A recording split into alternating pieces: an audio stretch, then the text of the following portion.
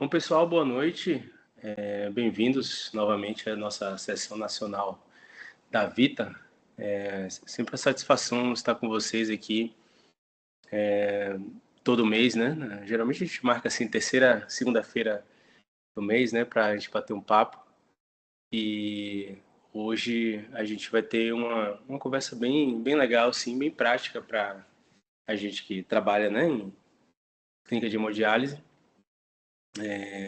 Então, tem um convidado muito especial. E aí eu queria, né, primeiramente dar boa noite a todos vocês, dizer que é um grande prazer dar início a mais uma sessão nacional da Vita, que é um espaço que a gente compartilha conhecimento, troca experiência e sempre tem uma discussão bem interessante, né, todos os meses. Agradecer muito a presença de vocês, né, todo mês aqui. E a gente, né, como sempre, né, vai ter a honra de receber um convidado de excelência, né? Então, convidado para trazer uma abordagem atual e prática de um tema crucial, que é para a nossa qualidade de tratamento dialítico, né? Muito importante, que é o gerenciamento de acesso vascular na clínica de hemodiálise. Nosso palestrante, o Dr. Tiago Barroso, ele tem um currículo notável, cirurgião vascular e endovascular com subespecialidade em radiologia intervencionista, e tem expertise também em áreas de alta complexidade, como oncologia intervencionista, nefrologia intervencionista e cirurgia de acesso de diálise. Faz parte do grupo SAVE, né? É um grupo que tem uma penetração nacional, difunde conhecimento, Brasil afora, e mundo afora, né? Em congresso eles estão sempre presentes. E além disso, o Thiago também é conhecido pela habilidade de realizar procedimentos minimamente invasivos também, qualidade que ele possui. A nossa sessão, né, ele é relevante porque a gente sabe que o acesso vascular é o ponto central, né, é a linha da vida. Então, a manutenção adequada não impacta diretamente a longevidade do acesso, mas também o tratamento, né, o conforto do paciente, qualidade de vida.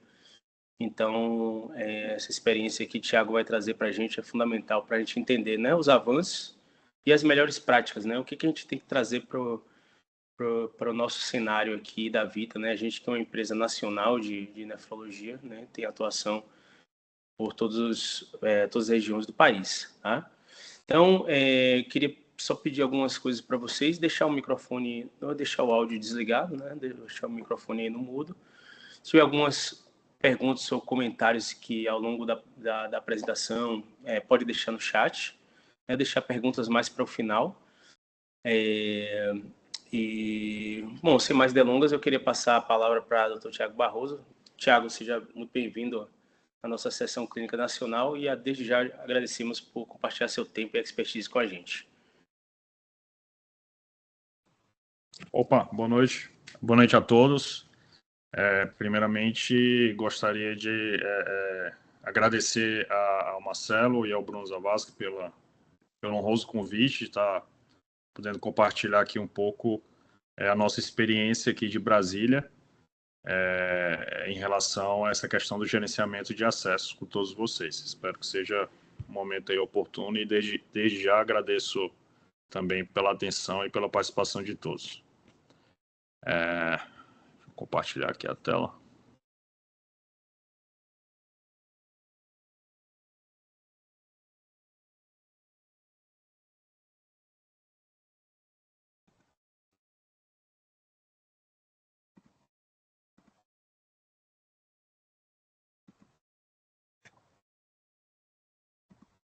Estão conseguindo ver aí?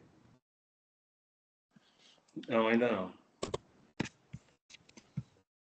Às vezes, quando é uma apresentação um pouco carregada, tenho dificuldade de compartilhar, às vezes. Não, acho que não é nem isso não. Como se ele tivesse... Peraí.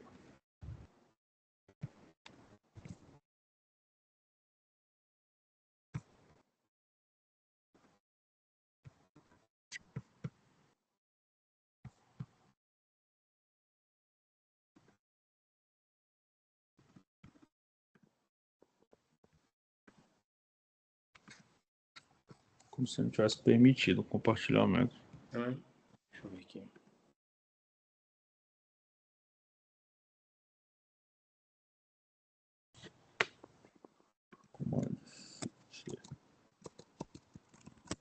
Vou fazer o seguinte, eu vou sair e entrar de novo, tá bom? Tá joia, Thiago.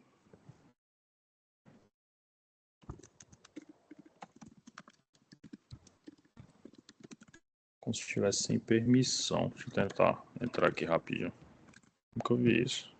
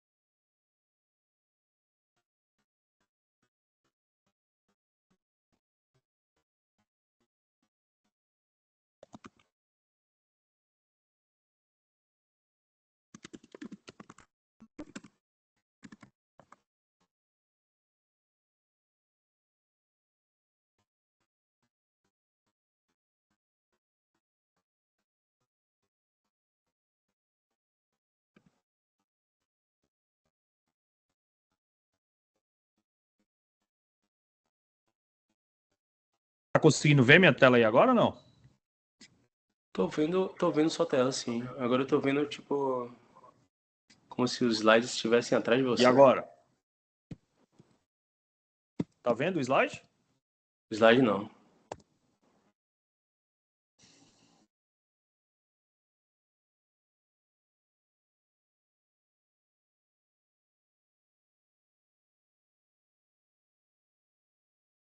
Acho que agora deu.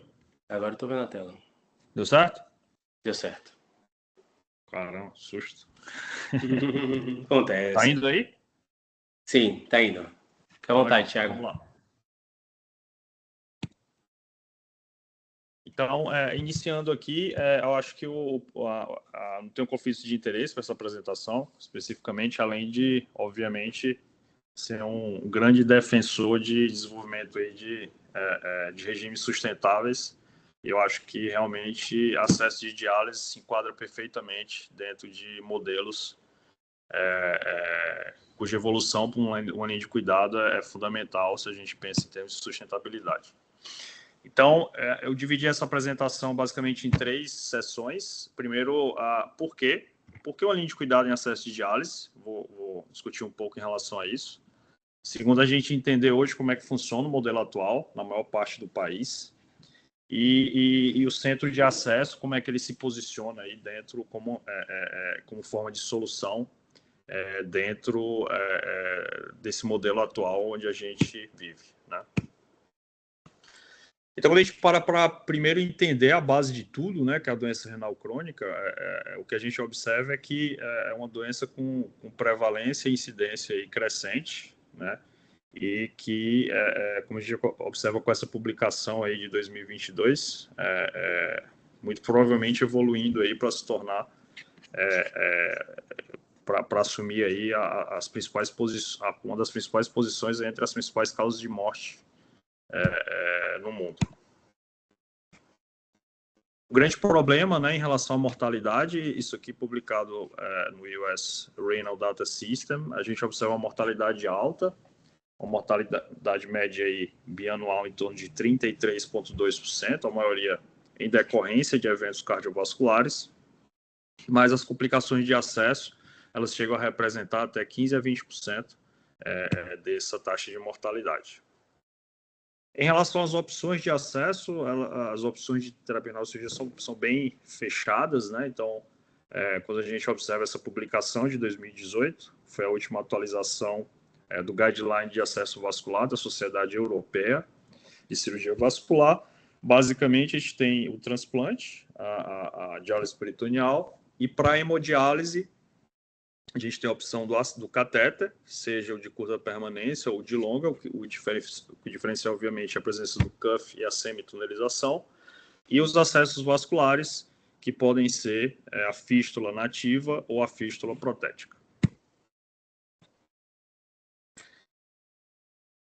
O que é importante diferenciar em relação aos acessos? Então, os parâmetros que a gente procura analisar, né, e isso aqui é fundamental dentro de uma linha de gerenciamento, são, obviamente, as vantagens e desvantagens de cada opção, né? Hoje, o modelo atual de gerenciamento de acesso, isso é bastante marcante nessas duas publicações. Eu acredito que deve vir ainda mais forte nas próximas atualizações, tanto do guideline americano quanto europeu, inclusive no guideline brasileiro, né, que a gente teve a oportunidade de publicar esse ano, é realmente a conduta centrada no paciente. Então, a gente migrou, né, desde do Fistula First, onde, na verdade, você centralizava a abordagem no acesso, como fístula para todo mundo, não importa quem, e foi tendo uma transição progressiva para o modelo que a gente tem hoje, que, na verdade, é um modelo centrado no paciente, onde se observa que, na verdade, cada tipo de acesso ele tem vantagens e desvantagens e apresenta, obviamente, uma função fundamental, seja no curto, médio ou longo prazo, dentro desse planejamento de gestão do paciente. Então, às vezes, um catéter ele pode ser, obviamente, a primeira opção e até definitiva, né, em situações específicas, como eu vou mostrar mais na frente. Um exemplo claro disso hoje, muito comum, né, e cada vez mais comum, são pacientes idosos e frágeis, que iniciam terapia renal substitutiva através de hemodiálise com a baixa expectativa de vida, até o outro extremo, obviamente, que é um paciente jovem, né, que não sabia do diagnóstico, e realmente inicia com a terapia dialítica com catéter, algo muito comum, né, de urgência, e você faz uma transição, obviamente, para uma fístula nativa. Então, taxa de infecção, taxa de trombose, as perviedades são fundamentais, o tempo que esse acesso dura, em média, sem precisar de intervenções, e incluindo as intervenções, e aí é o tempo de vida útil daquele acesso, onde a gente tem que contabilizar, em termos aí de análise de custo-efetividade, o número de reintervenções. Obviamente, uma coisa, eu posso analisar uma fístula nativa e uma prótese, ambas podem durar 4 anos. Se minha média de intervenção numa fístula, uma fístula que matura e que funciona, é em torno de 1 anual, e de prótese é 2 a 3 vezes por ano, obviamente o custo de se manter uma prótese e a taxa de impacto dentro do sistema público é muito maior para uma prótese, além das taxas de infecção. Então, só para contemporizar um pouco isso aqui, e obviamente os riscos de hospitalizações. Então, o problema, obviamente, ele não é simples, né? Isso aqui é uma publicação recente, onde procurou sinalizar os principais pontos que são levados em consideração na escolha de um acesso ideal para o paciente em diálise, né? Então, observe que são uma série de pontos que têm que ser levados em consideração e, obviamente, isso tem uma relação direta com equipes de resultado, com equipes dedicadas que, obviamente, fazem da linha de cuidado e dos procedimentos de acesso um grande foco, né, e atuação dentro da prática profissional. E um dos problemas grandes que a gente sabe é que das fichas nativas, né, boa parte delas podem vir a não funcionar. Isso é um impacto que tem que ser levado em consideração. O outro ponto que a gente tem que analisar é que o acesso, na verdade, quando você cria um acesso, você está criando uma outra doença no paciente, né? Então, eu costumo sempre falar isso, se uma pessoa nasce com a fístula arteriovenosa, ele nasce com uma doença. E normalmente a gente tem que operar, né, para corrigir isso aí. A diferença, obviamente, da fístula que a gente faz para terapia dialítica é que ela é iatrogênica. É porque a finalidade passa a ser possibilitar um tratamento de longo prazo de uma outra doença. Mas não deixa de ser uma doença do mesmo jeito, né? A diferença é que a gente vai tentar controlar essa doença e entender melhor essa doença, de modo que ela consiga conviver com o paciente, né, com o hospedeiro, obviamente sem matá-lo ou piorar a sua vida, né? Então, O problema do acesso ele é importante porque, no longo prazo, a história natural do acesso, dessa doença, acesso vascular, é a disfunção e com essa disfunção a trombose. E essa disfunção mecânica, ela ocorre por quê? Ela ocorre basicamente por todas essas alterações hemodinâmicas, né? Principalmente. Obviamente, nossas veias não foram feitas para receber fluxo de artéria e nem para ficar sendo puncionadas aí de 6 a 12 vezes por semana. Eu falo 12 vezes porque hoje tem regimes de HDF cada vez mais comuns aí, né? Em regime crônico e ambulatorial. Então, obviamente, tudo isso aí leva a um processo de desenvolvimento de hiperplasia neointimal. E essas hiperplasias, elas ocorrem em sítios específicos, né, dentro do circuito do acesso e se manifestam clinicamente como estenoses. E essas estenoses, obviamente, se não identificadas e não tratadas, elas vão resultar, em última instância, na ocorrência de trombose de todo o circuito. Então, o fator tempo, ele é fundamental, né? E o conhecimento, obviamente, dos mecanismos de disfunção do acesso. Então, isso é importante porque a trombose, ao contrário que às vezes existe até um conceito errado, que está relacionado às vezes com hipercoagulabilidade ou hipotensão, na verdade, em mais de 90% dos casos, você tem um fator mecânico subjacente, que é uma estenose no circuito, ou estenoses.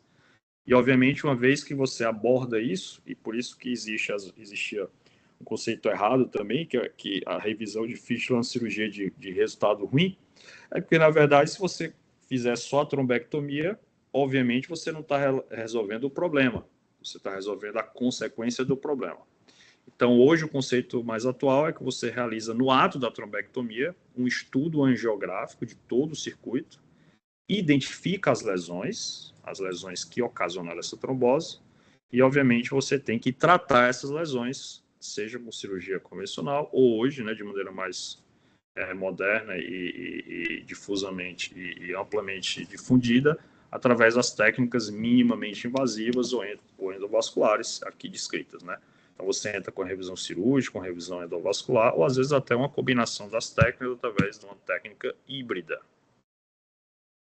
E, obviamente, isso é importante porque o custo é estratosférico. Isso aqui nos Estados Unidos, né, a média lá, onde você tem um sistema relativamente fechado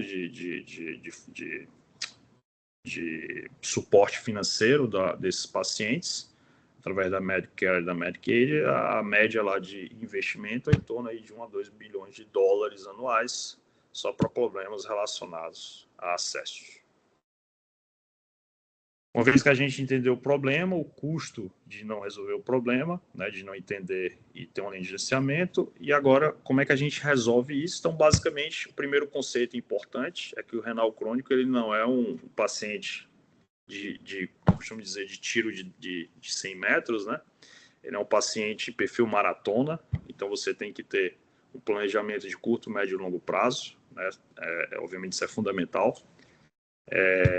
E hoje a gente dispõe basicamente de opções cirúrgicas e endovasculares, nenhuma é excludente da outra, na verdade, eu acho que as duas técnicas são complementares, e obviamente o que você vai optar faz parte da linha de gerenciamento de cada centro, isso varia com uma série de coisas, inclusive recursos e expertise técnico da equipe assistente, e muito mais do que isso, elas se complementam no sentido da gente conseguir resolver uma diversidade de problemas da maneira menos invasiva possível, com melhor custo-efetividade, com melhor longevidade possível. Então, hoje a gente tem várias opções, né, desde as opções convencionais até opções extremamente modernas, de stents, de dispositivos para falência de acesso, como Hero, dispositivos de aspiração de trombos, stents, né? Então, tudo isso, obviamente, tem que ser contemporizado no sentido da gente conseguir criar um modelo que seja sustentável, não só para pacientes do serviço público, mas principalmente para pacientes também da assistência privada. E o que eu costumo dizer é que o acesso de diálise ele costuma ser muito racional no ponto de vista de você criar uma linha de cuidado, porque você consegue literalmente padronizar, né, os blocos e dentro dessas sessões em caixas, né? Então aqui é a analogia, né? Que é exatamente você consegue literalmente padronizar todos os procedimentos numa tabela simples como essa. Então, observe que através de grupamentos, que isso é como funciona no nosso centro, com isso aqui a gente consegue oferecer literalmente 100% dos tipos de procedimentos necessários para gerenciar toda a linha de cuidado do acesso, que vai desde criação até o mais importante, como eu vou detalhar mais na frente, que é a manutenção e resgate. Então, juntando tudo isso, por que uma linha de cuidado? Né? Respondendo à pergunta inicial. Então, primeiro, porque a gente tem um problema crônico, que é a doença renal, e que está crescendo progressivamente, ano após ano, não só no Brasil, né, mas em todo o mundo. A solução para essa terapia, para essa doença, na maioria nos casos, obviamente, mais avançados, é a terapia renal substitutiva. E o modelo padrão no mundo de terapia renal substitutiva é a hemodiálise, e para você fazer hemodiálise, você precisa de um acesso, que é uma doença. Obviamente, essa doença ela vai se manifestar por um problema crônico e recorrente de disfunção mecânica pela ocorrência de estenoses em decorrência do desenvolvimento de hiperplasia neointimal, que é o principal fator patológico aí relacionado com essa disfunção mecânica. E o que a gente observou é que a falta de gerenciamento adequado está associada a um custo elevado a qualquer tipo de sistema que a gente esteja falando, sistema de saúde, seja público ou privado, além de estar correlacionado diretamente com alta mortalidade do paciente e impacto muito acentuado na sua qualidade de vida e qualidade de tratamento. E, talvez o mais importante, que essas soluções elas podem ser gerenciadas em grupamentos muito bem definidos de tratamentos e de tipos de tratamentos, com uma boa previsibilidade de custo-efetividade e taxas de complicação. Como é que funciona o modelo hoje no Brasil, se a gente for analisar? Né? Então, acho que muitos de vocês vão se identificar com isso aqui. Então, primeiro, que não existe plano de gerenciamento em quase lugar nenhum. Né? Então, se a gente for ver na maioria dos locais, e principalmente se for ver em termos, fazer uma análise de operadoras e seguradoras, a maioria não tem planos de gerenciamento desses pacientes. É baseado exclusivamente em assistência hospitalar, o que acaba gerando também uma dificuldade, né? E dificuldade não só logística, mas principalmente de custo desses pacientes. Fluxos normalmente não são otimizados e ausência de indicadores de qualidade e custo-efetividade. Então, eu costumo fazer uma comparação à via crucis, né, do paciente dentro do sistema, seja público ou privado. Então, só um exemplo aqui como é que funciona de uma maneira prática. Então, se o paciente tem uma disfunção do acesso, normalmente ele é encaminhado com a carta de referência a algum pronto-socorro, né? Se a clínica ela tem o privilégio de ter alguma equipe vascular já assistente que atenda naquele local, ele consegue de alguma forma agilizar e diminuir um pouco esse desconforto, mas normalmente vai ter que ir para o pronto-socorro, vai ser atendido pelo médico do pronto-socorro, que normalmente é um médico não especialista. Existe um tempo médio já importante aí para esse atendimento, às vezes 1 hora, 2, 3, 4. Uma vez que ele é atendido, é solicitado uma internação de urgência, que normalmente aí demora mais uns 3 a 4 horas para sair, além de, obviamente, além de ser desconfortável para o paciente, que já é um paciente sofrido, né, pela própria terapia, a gente ainda tem uma exposição aí a outras doenças infecto-contagiosas que podem, obviamente, aumentar em muito a morbidade desses pacientes. Em relação à estrutura de atendimento, né, geralmente são estruturas de alta complexidade, obviamente que tem foco para doenças mais complexas, né, dificuldade de alta precoce, né, exatamente por existir uma certa pressão institucional para colocar esses pacientes em UTIs, em diálises hospitalares, enfim, altos riscos de procedimentos adicionais desnecessários, né, um modelo que favorece você querer fazer procedimentos no paciente e utilização, normalmente, de materiais de alto custo, sempre critérios bem definidos, né? Então, cada equipe faz do jeito que quiser, quando quiser, enfim. Em relação à confecção do acesso, não é muito diferente, né? Então, normalmente, o paciente ele inicia por catéter. A gente recebe hoje cerca de 30% de pacientes, ele sai com o catéter sem funcionar. Então, às vezes, o paciente fica 2, 3 semanas na UTI, hospital, enfim. Ele ainda sai com o catéter não funcionante, acaba voltando para um hospital, para aquela via cruz, para a gente poder trocar o catéter. Quando ele chega para fazer a avaliação para fístula, a gente acaba pedindo um Doppler, que é feito, às vezes, numa rede credenciada radiológica, que é externa, às vezes demora 1, 2 meses para conseguir fazer esse Doppler, quando volta já infectou o catéter, reinternou, enfim. Então, a solicitação cirúrgica acaba sendo demorada, uma necessidade, às vezes tem necessidade de demora porque precisa reanalisar código, o colega da vascular, enfim, não aceita, e obviamente a gente não tem análise nenhuma de qualidade, às vezes, de custo-efetividade, nem de eficiência do serviço. Então, vou compartilhar um pouquinho com vocês a nossa experiência, né, como um serviço Day Clinic, de centro de acesso aqui. Acredito que com o portfólio de soluções que a gente oferece hoje, é o único do país. E as vantagens do modelo, algumas vantagens. Primeiro, uma equipe subespecializada, com possibilidade de associar assistência a um modelo de gestão, propriamente dito. Segunda vantagem importantíssima é o que eu chamo de modelo Fast Track, que a gente consegue resolver tudo numa visita do paciente. Então, na mesma visita, a gente já consegue fazer a consulta, os mapeamentos, e um mapeamento, obviamente, um Doppler de qualidade. Não, às vezes, não quero falar, mas o acesso é um Doppler bem específico, né? Um exame de imagem muito específico. A maioria dos radiologistas, às vezes, não tem experiência em analisar e laudar. Então, ainda tem essa perda de tempo, de às vezes vir com Doppler que não ajuda, mas atrapalha, que não serve para nada. Então, a gente às vezes pede 2, 3 Dopplers, né, hoje em dia. Então, isso aqui é um outro benefício. Obviamente, a gente tem salas de procedimento para resolver os procedimentos, as necessidades dentro dessa própria estrutura. Outra é uma integração com as unidades de diálise, não só do ponto de vista logístico, né, de ter essa disponibilidade de acesso e de comunicação, de referência contra referência, mas também de treinamentos periódicos dentro das unidades em relação a pontos fundamentais em termos da linha de cuidado. Melhora da experiência do usuário, isso aqui é incontestável, né? O paciente ele é recebido no apartamento, você opera e libera ele em menos de 3, 4 horas para casa, né, em regime de day clinic. A gente consegue, obviamente, levantar indicadores assistenciais, e aqui alguns exemplos, como taxa de sucesso, taxa de catéteres de cada unidade, adequação de parâmetros de diálise, taxa de complicações, os tempos de retirada de catéter, a taxa de hospitalização dos pacientes dentro desse cuidado de gerenciamento, infecções relacionadas a acesso, e o modelo ideal, né, que seria o modelo de pacote, né, que é o serviço em bundling. Um ponto fundamental que a gente sabe no acesso é o fator tempo, por isso que esse modelo de bundle faz muito mais sentido, né? Então, os pacotes já dão previsibilidade de tempo, já dão toda a codificação, então você consegue compartilhar risco, né? Ao mesmo tempo você tem que entregar eficiência. Isso é importante porque no acesso, infelizmente, quanto mais você demora para resolver, maior a taxa de complicação e, para a operadora, a gente sabe, o pior de tudo isso, né, é a questão de custo. Quanto mais complexo o acesso, maior o custo relacionado à solução dos seus problemas. E o que eu chamo de modelo Fast Track é exatamente isso, né? Então, a unidade entra em contato com a gente já avalia e já resolve.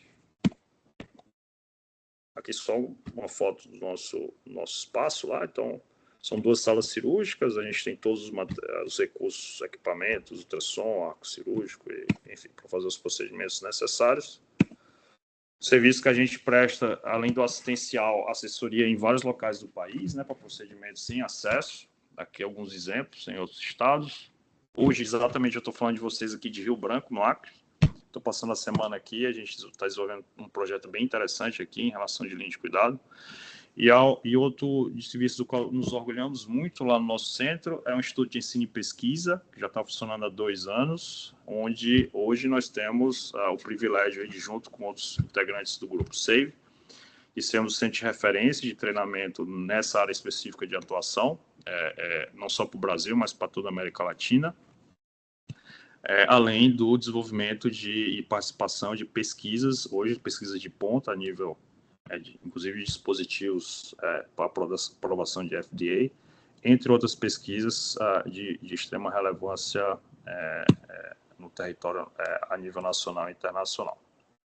Falando um pouquinho dos nossos protocolos assistenciais, eu acho que essa foto costuma resumir o que é toda a linha de cuidado do paciente, o que eu chamo do circuito da vida. Então, a gente tem uma parte aqui que é a parte de confecção, e eu acho que esse é o grande problema, porque hoje, se você for observar, a maioria das linhas de gerenciamento param nisso aqui. Observe que isso aqui só corresponde a 1/3 do circuito. Você não tem como ter uma linha de gestão eficiente hoje se você não tiver esse segundo braço. É impossível.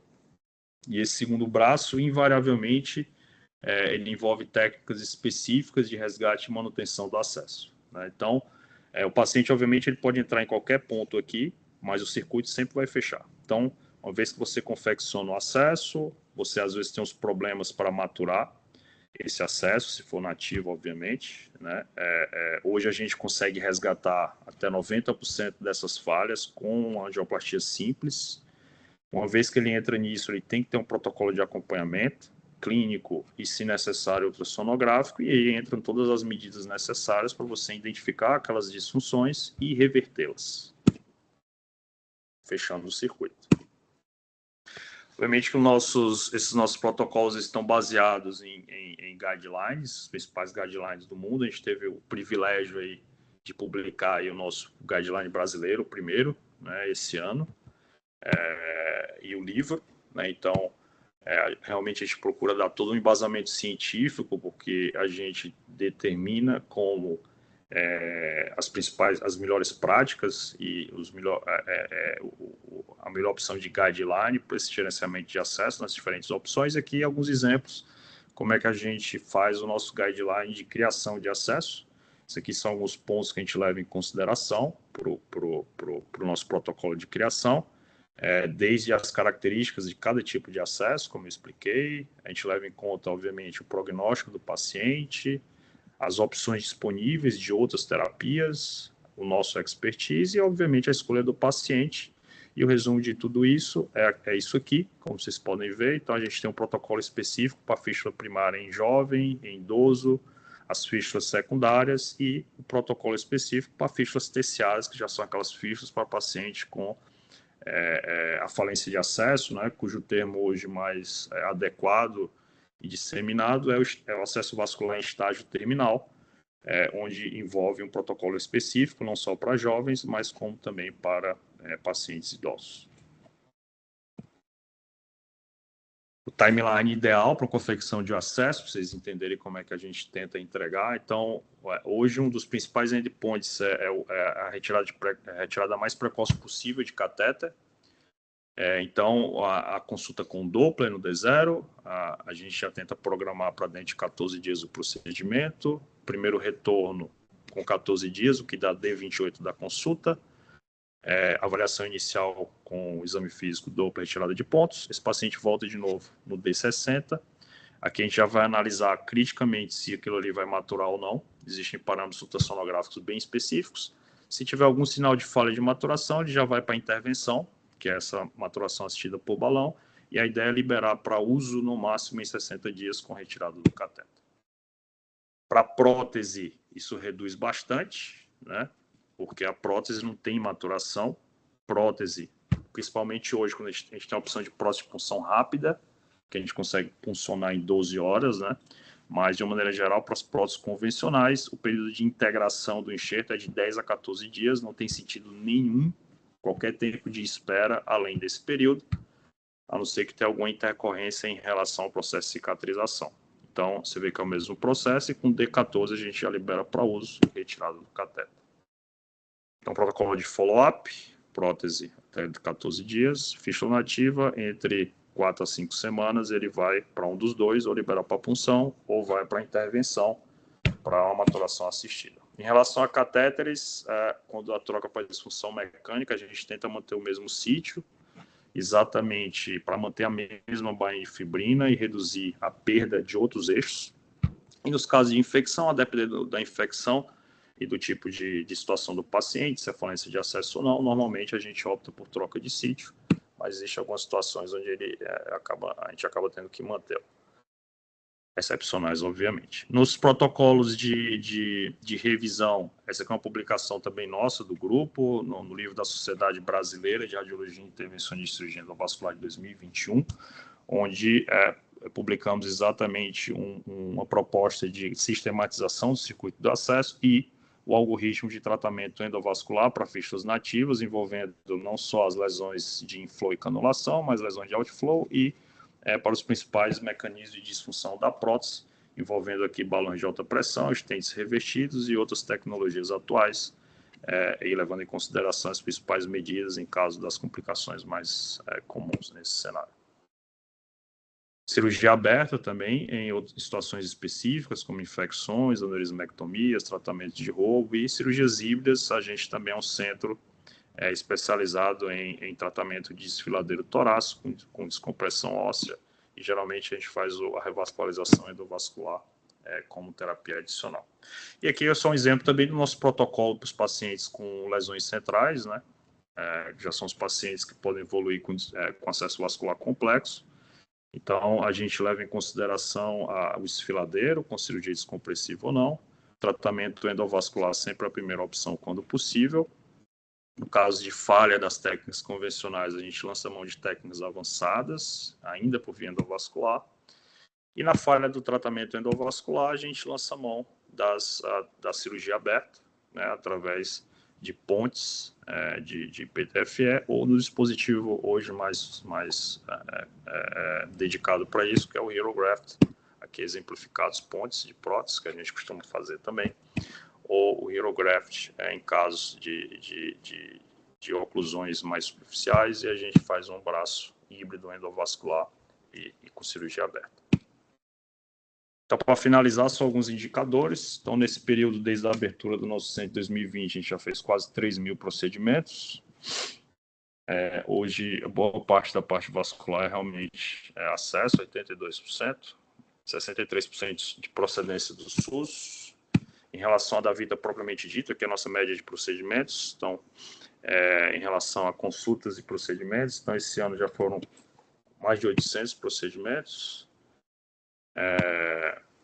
Aqui as principais unidades, né? Então as unidades, essas aqui são unidades privadas, não tem SUS, então as unidades SUS, basicamente, que a gente está desde o começo são essas 3. Esse ano a gente começou a atender também, na verdade, nesse semestre, em 2, 3 meses, a da Vita Planalto. A média dos procedimentos entre SUS e convênio da Vita, então 96% SUS. Os procedimentos, vocês podem observar, a gente faz basicamente tudo, né? Desde revisões, confecções, as trombectomias, taxa de intercorrência no período de 4 anos extremamente baixa, 0,82%. E aqui as taxas de catéteres atuais, então das 3 unidades, né? A Pacini fica literalmente a 100 metros do centro, né? A mais baixo. Sobradinho é uma distância intermediária e Valparaíso já fica fora do Distrito Federal. A gente observa, mas todas dentro dos 20%, e a Planalto, que a gente começou agora, recente, e estamos, obviamente, atuando no sentido de adequar as taxas de catéter. Então, para finalizar, o acesso de diálise é uma doença que a gente cria para possibilitar o tratamento de longo prazo, né, nesses pacientes. E a gente tem hoje uma série de opções endovasculares seguras e eficientes. E, obviamente, a linha de cuidado eficiente ela é crucial para desenvolver um sistema sustentável, custo-efetivo e de qualidade no curto, médio e longo prazo. E um ponto fundamental que a gente sempre tem que levar em consideração é que o paciente renal ele vive o tempo dos seus acessos. Uma foto do grupo. Gostaria de aproveitar também a oportunidade para deixar o convite a todos para o nosso próximo SAVE. SAVE é um acrônimo que significa Simpósio de Acesso Vascular e Endovascular em Nefrologia. É um evento monotemático em linha de cuidado de acesso, evento de 2 dias e meio. A gente tem inicialmente uma parte prática na quinta-feira, com workshops. Sexta e sábado, o evento conta com uma grade científica ampla, vários convidados internacionais, inclusive a Charmaine Locke, que é a primeira autora do guideline americano, ela vai estar aqui presencialmente. E o próximo vai ser realizado em São Paulo, do dia 13 a 15 de fevereiro. E vai ser um prazer imenso contar com a participação de vocês. Muito obrigado. Excelente, Thiago. Acho que você trouxe informações que são muito, muito úteis, né, para a nossa prática. Essa compreensão de que, né, a fístula uma doença que a gente precisa acompanhar, né? Me lembra muito assim de situações que a gente vive assim, né? Tipo gestação, transplante renal, né? Situações que, na verdade, assim, a gente precisa de, que são benéficos para o paciente, né? Mas que precisam de controle mesmo, precisa de um olho ali de um expert, né? Não só, né, fazendo a confecção, né, criando aquela situação, mas também fazendo o follow-up a longo prazo. E aí isso eu acho que você mostrou muito bem. Parabéns, eu tive a oportunidade de acompanhar alguns eventos, né, de vocês e eu sempre achei muito interessante, ainda mais que tem sempre essa interface de interação, né, entre nefro e a vascular nesses eventos, então é uma boa troca de experiências também. E aqui também, nessa nossa sessão, queria aproveitar também que a gente tem um quórum grande aqui de nefrologistas, né, para aproveitar e fazer algumas perguntas. Eu vi aqui que o meu xará, Marcelo Alexandrino, fez uma pergunta anteriormente, Thiago, no chat, perguntando o seguinte, ó, uma vez que o repertório de ações de salvamento do acesso vascular tenha sido empregado, qual é a casuística de duração dos acessos que sofreram intervenção por seu serviço? Eu acho que, imagino que condicionado no fato do paciente ter tido uma intervenção, né? A partir daí, como é que fica assim a patência, né? Desses acessos aí pós procedimento. Então, Marcelo, essa pergunta, agradeço pela pergunta inicialmente. Esses dados a gente está, inclusive, levantando para fazer uma publicação, né, sobre a parte de efetividade do modelo. Mas o que a gente observa é que isso varia, obviamente, com o tipo de acesso e fatores também inerentes ao próprio paciente. Mas, de uma maneira geral, as fístulas protéticas distais, a gente faz muita fístula de antebraço. A média de intervenção, ela varia em torno de 4 a 6 meses. Para fístulas proximais, quanto mais proximal, mais essa taxa de intervenção ela é empurrada para um fator anual. Hoje, no modelo do SUS, a gente tem basicamente um pacote bem simples de dispositivos, obviamente, para viabilizar, que é a angioplastia com balão, né? Isso já é amplamente, já é de conhecimento amplo por várias publicações, que existem alguns locais de tratamento que o resultado realmente ele acaba tendo pouca durabilidade, e por isso que hoje existem outros recursos para a gente intervir em certas lesões, que obviamente são um pouco mais caros, mas exatamente para a ideia disso é você reduzir as taxas de reintervenção. Então, o problema, obviamente, de um recurso que dá uma durabilidade menor é que você tem que fazer mais intervenções anuais, mas isso também permite que o acesso continue funcionando sem a necessidade de catéteres ponte, né? Que é uma das vantagens desses recursos. Você consegue fazer a trombectomia, você trata a lesão e você já libera imediatamente para uso, na maioria das vezes, sem necessidade de uso de catéter. As fístulas nativas, as fístulas distais em torno de 1 ano, as primeiras intervenções, 1 ano a 1 ano e meio, e fístulas proximais, normalmente a partir do 2º ano. Uma coisa que é um diferencial também no nosso centro é como a gente desenvolve toda essa parte de pesquisa. A gente tem uma série de pesquisas que doam materiais para a gente, né? Materiais como estentes revestidos. Então, a gente consegue agregar valor a exatamente essa linha de cuidado através, obviamente, desse braço de pesquisa e esse braço também dos treinamentos, onde às vezes também eu consigo, junto com a indústria, disponibilidade de alguns materiais que, obviamente, não são acessíveis pelo SUS, e eu consigo agregar, obviamente, para os pacientes também que aceitam, né, e que querem participar, essas soluções que conseguem proporcionar uma maior durabilidade desses procedimentos. Não sei se consegui responder de maneira adequada.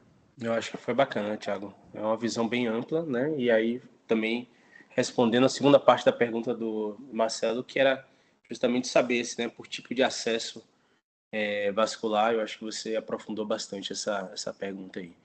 Estou vendo aqui que nosso diretor médico nacional, Bruno Zawadzki, está com a mão levantada. Bruno, fique à vontade aí, Fala. Comentários ou perguntas para o Thiago. Não, eu tenho 2 perguntas. Primeiro, Thiago, obrigado aí pela presença e pela aula. Sempre bom aí ouvir você falar. E obrigado aí pela parceria que a gente vem trabalhando aí ao longo desse tempo, que tem dado super certo. E aí, Tiago, aqui tem colegas nefrologistas, devem ter cirurgiões vasculares também, né, de diversos locais. E uma das coisas que a gente tem discutido muito é essa questão da linha de cuidado, sabe? E aí eu foco mais agora aqui no SUS. Dependendo da região que você está, né, não existe uma linha de cuidado desenhada. Existem algumas tentativas de conversas com as secretarias de saúde para organizar isso, de tentar fazer com que o paciente seja deshospitalizado com um permiquete, pelo menos, ou com uma programação de uma confecção de fístula. Mas, assim, isso esbarra sempre numa questão de vontade, eu entendo ali, vontade política mesmo, de fazer aquilo ali acontecer, prioridade do secretário de saúde, ou, enfim, do gestor, né, público. E eu vejo também, Tiago, que, por exemplo, aqui na nefrologia, eu não vejo as sociedades, as sociedades que representam aqui os nefrologistas sendo tão incisivos nesse tema como o tema deveria ser, né? A atenção que esse tema tem, porque isso é um calcanhar de Aquiles para todo mundo e impacta demais na qualidade de vida e no prognóstico do paciente.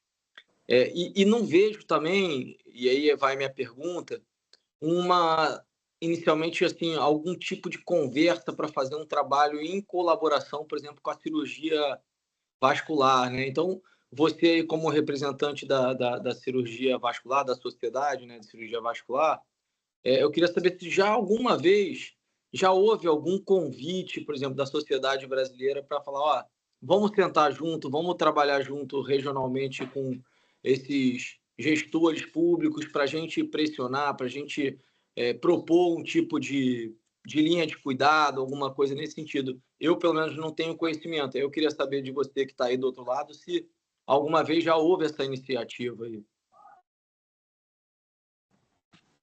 Então, inicialmente, Bruno, primeiro aproveitar e falar diretamente, agradecer pelo convite, também agradecer pela parceria que a gente vem desenvolvendo aí há vários anos.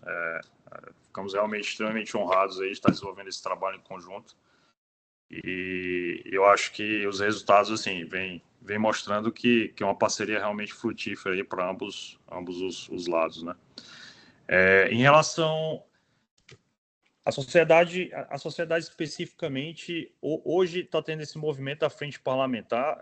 Coincidentemente, hoje eu até estava conversando com a SBN local, que a gente já provocou isso no ano passado, esse ano, na verdade, acho que no semestre passado, a necessidade de ter a discussão do acesso, porque não adianta só discutir a questão da diálise, você não adianta ter o carro e não ter o combustível. É a comparação, inclusive, que a gente fez. Então, acredito que esse ano a gente deve avançar, sim. Provavelmente eu devo participar da próxima reunião em relação ao tema, exatamente para incluir a discussão de acesso como um ponto fundamental, né, nas tratativas em relação a tudo que vem a ser modificado ou implementado em relação a essa questão da diálise. Eu acho que uma iniciativa conjunta SBN e SBACV que eu tenha conhecimento, realmente eu não tenho conhecimento em relação a realmente levantar essa bandeira de discussão com as entidades públicas, né? Sejam, acho que principalmente aí no caso federais. Eu acho que seria importante ser provocado esse tipo de parceria e talvez realmente o desenvolvimento de um documento, um ofício e dar seguimento em relação a essa discussão, porque como eu coloquei, eu acho que assim, acho que o grande ponto é que hoje, se a gente for analisar, isso eu consigo dizer até pelos dados que a gente tem lá do centro, o custo médio para você fazer uma prótese é quase o mesmo custo, cara, que você tem de uma angioplastia simples, entendeu? E uma angioplastia você consegue agregar dentro do modelo muita efetividade, porque essas próteses, se você for ficar fazendo... Pacientes que têm... Isso é um problema sério, eu não sei nas outras realidades, mas, por exemplo, hoje em Brasília, a média que o paciente fica em regime hospitalar antes de conseguir ser transferido para a unidade de diálise ambulatorial é em torno de 1 mês a 2 meses. Esses pacientes já chegam para a gente praticamente sem opção de fístula nativa, às vezes todas flebitadas. Então, se você for imaginar a complexidade disso, você acaba fazendo uma fístula protética. Você sabe que a fístula protética ela vai precisar de revisão a cada 6, 12 meses. Então, se você ficar refazendo próteses, em 2 anos você não tem mais o que fazer nesse paciente, ele vai ficar dependente de catéter. Então, se você não conseguir realmente evoluir no gerenciamento de acesso, um braço endovascular, nem que seja básico, como esse que a gente tem aqui, é praticamente inviável um plano de gerenciamento de médio e longo prazo com adequabilidade de taxa de catéter. Então, eu acho que são pontos que têm que ser realmente discutidos e implementados. Não sei se consegui responder de maneira satisfatória. Eu acho que sim, Thiago. E assim, quando o Bruno fez a pergunta, me lembrou muito daquela iniciativa que você mencionou na sua aula do Fistula First, né? Que basicamente, né, começou, e a gente teve no mês passado, cientista do estudo DOPS, né? Começou muito com os dados do DOPS, né, de acesso vascular, e criou-se um movimento e chegou mesmo em órgãos públicos, né? O Medicare, né, que é responsável aí pela diálise, e isso foi um movimento grande. Eu acho que seria uma coisa muito importante para a gente ter por aqui também. Foi ótimo sua resposta, Thiago. Eu estou vendo mais 2 perguntas aqui do chat. Esse do Luiz eu achei muito interessante. Obrigado, Luiz Cláudio, sempre pela sua presença aqui todo mês. Ele pergunta assim, ó, vemos que em média a falha de maturação chega a 40%, acho que você mostrou isso no seu slide, e teríamos alguma medida para ajudar na maturação, né? Nos bandos de acesso, poderíamos tentar incluir o acesso de longa, né? Um permicate já com a realização da FAV ao mesmo tempo? Opa, Luiz, pergunta bem interessante também. O primeiro ponto importante de analisar é a questão se a falha de maturação também está muito alta. Hoje, o que a gente observa, principalmente nos times mais dedicados, é porque talvez esteja tendo super indicação de fístula. Não entendam mal o que eu acabei de falar, mas hoje a gente vive a gente saiu do Fistula First. Isso é importante entender a evolução dos paradigmas do acesso, né? Então, a gente viveu um paradigma do Fistula First, que vocês observam que depois de alguns anos, estagnou em 60%. Não vai passar disso. Porque é a mesma coisa, você pode ter uma Ferrari.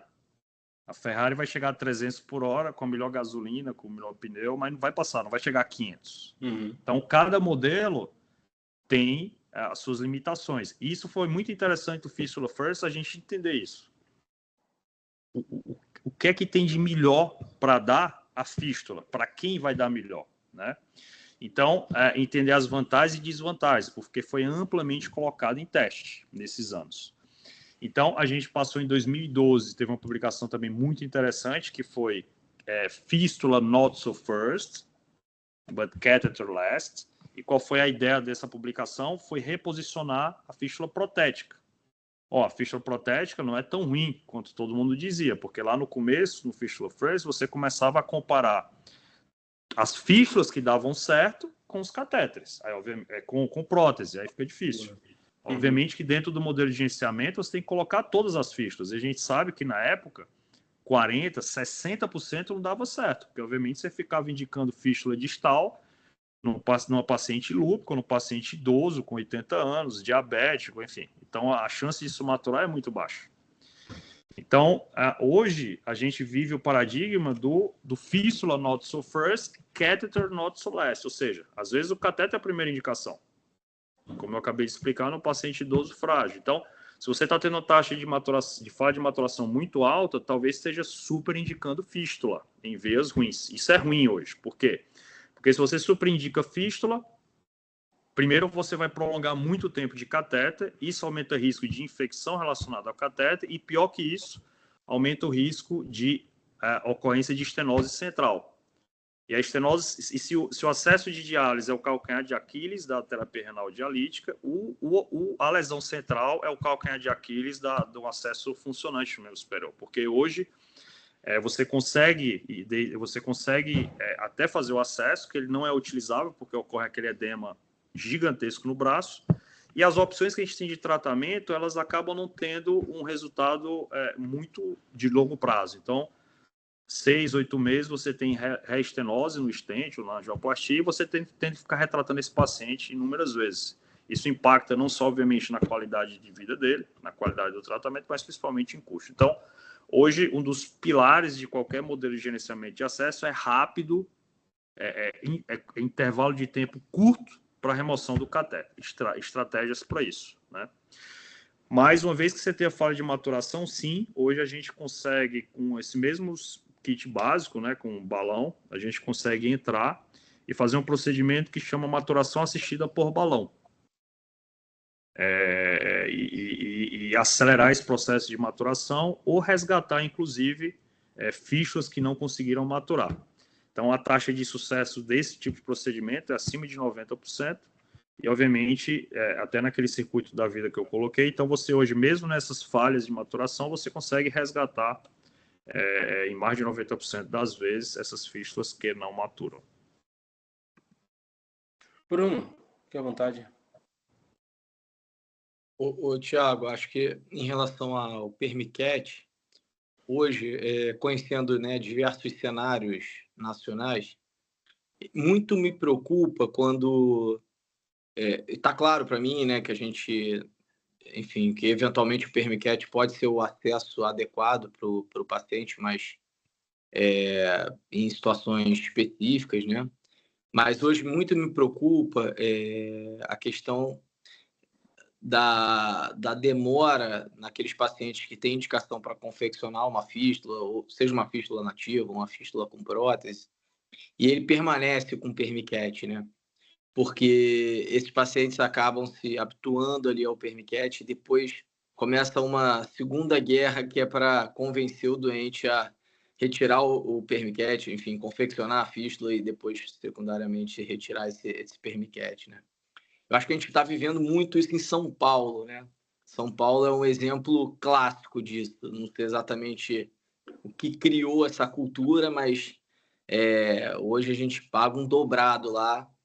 Chega, quando a gente olha regionalmente, chega a ser uma das piores regiões, por incrível que pareça, seja no SUS ou seja nos pacientes com plano de saúde, em termos de taxa de CVC, quando você compara o Brasil inteiro, né? São Paulo, e aí dependendo da região de São Paulo, ainda piora, né? E muito, tem uma parte importante que está relacionada a essa cultura que foi criada de se colocar um Permicat e não ter uma linha de cuidado para depois, né, fazer os passos sequentes necessários. Então, hoje realmente eu me preocupo muito por conta, né, desse paradigma, vamos dizer assim, que foi criado em São Paulo. E eu queria saber um pouco da sua visão sobre isso, sabe? Eu coloquei São Paulo aqui porque é o caso que mais grita, apesar de ter, pegando aqui São Paulo capital, que tem toda a estrutura, tem bons convênios, enfim, que teoricamente você não teria dificuldade, né, para confeccionar acesso, e é uma das piores regionais, né? E queria ouvir um pouco, né, da sua percepção em relação ao Permicat, que ao mesmo tempo pode ser uma boa solução, pode se tornar um belo de um problema, né? Eu achei a pergunta sensacional. Inclusive,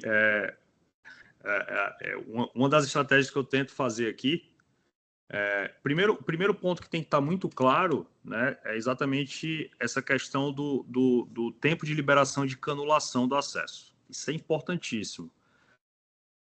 Acho que tinha uma época em São Paulo, quando eu passei por aí, e existe uma teoria de esperar, às vezes, prótese 4, 8 semanas para poder usar. Isso literalmente não existe, né? E a própria prótese de punção rápido veio provar isso, né? Eu acho que eu costumava falar isso e, enfim, às vezes era retrucado, inclusive, em evento científico, porque, na verdade, a prótese, nada mais é do que uma zona de canulação artificial que você cria. Só que você já escolhe o diâmetro da prótese. Então, uma vez que você implanta a prótese, se foi tecnicamente adequado, essa prótese já, se você puncionar na hora da confecção do acesso, ela já vai idealizar. Ela já vai dar 800 de fluxo. Então, prótese é um acesso que ele não tem maturação. Ele tem um período de integração do enxerto. Basicamente é isso. É só o período para formar aquela capa ao redor da prótese e você puncionar e não fazer hematoma. Na prótese convencional. E na prótese de punção rápida, você consegue liberar com 12 horas, porque a parede da prótese já permite isso. Não vai fazer hematoma. E só prova o que eu acabei de falar. Então, o primeiro ponto é você otimizar o tempo de canulação. Então, prótese convencional, 10 a 14 dias. Prótese de punção rápida, 12 a 24 horas já pode estar usando. E as fístulas nativas, hoje, a gente tende a ser cada vez mais agressivo na liberação. Então, se o paciente, eu vou fazer uma fístula, tem 3, 4 milímetros no pré-operatório, no retorno de 2 semanas, essa veia já está com 5, 6, eu já libero para a punção com 3 semanas. Né? Uma estratégia que eu uso muito para prótese é, na hora da confecção, eu já troco o permicate por um CDL. Primeiro ponto é esse, que aí não tem... Que assim, aí você vai aliar o desconforto do paciente com risco de infecção, então você meio que é o caminho enfim, oposto, né? Assim, não tem opção. E prótese de punção rápida eu era até mais agressivo no começo. Eu já tirava o cateter só com a prótese. Mas assim, acabou Coragem, né? muito... acho que foi muito agressivo, pessoal. Aí hoje em dia eu troco para um CDL. Geralmente eu uso um CDL, obviamente, bem implantado, mas um CDL que você sabe que não vai dar para passar de 10, 14 dias. No máximo, o paciente, por mais resistência que ele tenha, ele vai ter que ir se condicionando às situações, a situação condiciona o paciente a querer tirar aquilo ali, a ter que tirar aquilo ali e dar seguimento só com acesso. Acho que são algumas estratégias que, obviamente, têm que ser discutidas e alinhadas entre a equipe de acesso e a unidade de diálise, mas que são algumas estratégias que você pode está lançando mão, principalmente esse alinhamento de liberação de punção, né, dentro aí do primeiro mês, e, obviamente, estratégias para fazer essa rápida troca de catéter. Inclusive, no SUS eu uso muito isso, né? Às vezes o paciente vem com CDL, já está com CDL, está bem funcionante. Se eu vou fazer uma prótese, eu mantenho o CDL, porque eu sei que com 10 dias vai começar a usar e arranca fora o CDL. Isso reduz custo da linha de gerenciamento, né, porque você tira o custo do implante de uma retirada de catéter. E outra coisa que é prática do CDL é que, assim, quando não funciona em centro, esse paciente acaba tendo que voltar no hospital para poder tirar o permicate. Então, é toda aquela via crucis de novo para fazer um procedimento de 5 minutos, né? Então, quando você troca para o CDL, ainda tem essa questão da experiência dele, que existe uma melhora disso, porque ele consegue tirar o CDL na própria clínica. Então, não precisa voltar em hospital para você fazer remoção de catéter. Então, acho que são alguns pontos que eu acho que são interessantes no sentido de otimizar essa retirada. Muito bom. Ótimo. Tiago, sei que a gente já passou aqui do começo das 8 horas, já passamos do horário, então eu queria muito agradecer sua presença. Eu achei que foi uma aula que foi muito prática assim, para a gente, né? Brilhantou muito a nossa noite de segunda-feira. Também as suas respostas aqui nessa discussão, acho que foi muito intrigante, né? Assim, com coisas assim que a gente realmente precisa parar para refletir um pouquinho, né?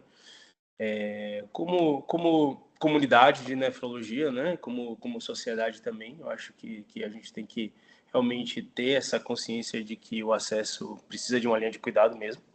Tá? Então, é importante para funcionar. Eu acho que essas analogias que você fez com combustível, né? Do automóvel, eu achei realmente muito pertinente. Então, Thiago, muito obrigado e até uma próxima aí. A gente se encontra aí no Save. Ô, Marcelo, só aproveitar aqui e fazer um disclaimer. Primeiro, convidar aí todo mundo novamente, reforçar aí do congresso, né, que o Thiago colocou. E, enfim, vai ser um prazer. Com certeza vou estar lá. E é importante aí quem puder participar, que é realmente um congresso muito legal. Lembrar, o Marcelo, só lembrar que a gente está finalizando aqui o ano, né, de 2024. Esse ano foi um ano, enfim, surpreendente para a gente, foi muito bom, tanto do aspecto de negócio, assistencial e do ensino de pesquisa também. A gente seguiu crescendo aí ao longo desse ano. A gente consolidou essa sessão aqui, tanto está que hoje é dia 16 de dezembro, né? São poucos que conseguem colocar uma sessão aí dia 16 de dezembro e ter um quórum tão bom quanto a gente teve aqui agora. E isso aconteceu ao longo de todo o ano, então mostrando que essa sessão realmente ficou muito bem consolidada. Foram mais de 15 sessões aí ao longo de todo o ano, com diversos temas e trazendo conteúdo e informação para toda a comunidade nefrológica. Ano que vem, 10 anos de Davita, 10 anos a Davita vai fazer no Brasil. A gente está com os projetos bem legais e a sessão segue firme e forte aí com o Marcelo sendo, né, o nosso sponsor aí desse programa. Queria só ressaltar também que dentro dessa área de ensino e pesquisa aí, esse ano de 2024 a gente está com projetos aí com mais de 5, 6 projetos de estudos com instituições reconhecidas como a USP, a Unicamp, a própria SLAM, né? A gente está participando aí de uma série de iniciativas de pesquisa e a gente já colocou isso aqui, convida todos os nefrologistas e cirurgiões vasculares, enfim, todos que são aqueles colegas que têm alguma relação com a nefrologia para propor ou participar desses projetos. A gente teve aí a oportunidade de publicar mais de 10 papers, né, em revistas aí realmente importantes, sejam com dados da Davita ou dados de fora da Davita, mas com autores da Davita participando dessas publicações. Em breve vai estar saindo o censo da SBN de 2023, que esse ano a gente, Davita, passa a fazer parte oficialmente da publicação, né? E assim vai acontecer nos próximos anos também, porque nós hoje somos um dos principais contribuintes aí com dados, né, para o censo da SBN. A gente está montando o censo da Vita, né, porque hoje com mais de 100 operações, mais de 20 mil pacientes, eu entendo que faz todo sentido a gente ter um censo da Vita e a gente vai publicar isso para todo o mercado, né? E só ressaltar também nesse ano de 24 a nossa participação, né, no Congresso Brasileiro de Nefrologia, que a gente levou diversos pôsteres, várias aulas, um simpósio satélite que foi, enfim, um sucesso absoluto, sala lotada com quase 300 pessoas, briga do lado de fora para assistir, né, a nossa sessão, e isso que tinham 7 outros simpósios acontecendo de forma concomitante. Então, assim, acho que isso tudo só mostra aí, né, um trabalho de consolidação, um trabalho importante que a gente vem fazendo. Parabéns, Marcelo, aí pela liderança nessa área de ensino e pesquisa. E vamos embora. Thiago, sempre um prazer. Conte aí sempre quando você quiser. Vai ser certamente seu time aí, vocês vão estar aí convidados para outras sessões, mas sempre também, quando quiser, o espaço aqui está aberto. E aí desejar, né, Marcelo, um final de ano aí para todos, com, enfim, excelentes festas, muita energia para que 2025 aí seja um ano ainda melhor para todos nós, tá bom? Acho que a gente finaliza aí. Ótimo, Bruno. Bruno, agradecer pelo apoio. Realmente essa sessão, a mim, assim, é um grande prazer estar aqui com vocês todo mês. Sempre uma boa participação, boas discussões, excelentes convidados, né? A gente não podia... fechamos com chave de ouro aí com o Thiago, né? A gente trouxe um palestrante de altíssimo nível.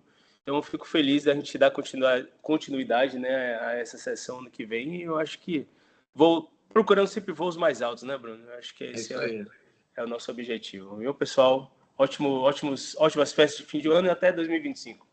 Tchau, Perfeito. pessoal. Muito obrigado aí. E boas festas para todo mundo. E contem comigo, fico à disposição. Muito obrigado. Forte abraço.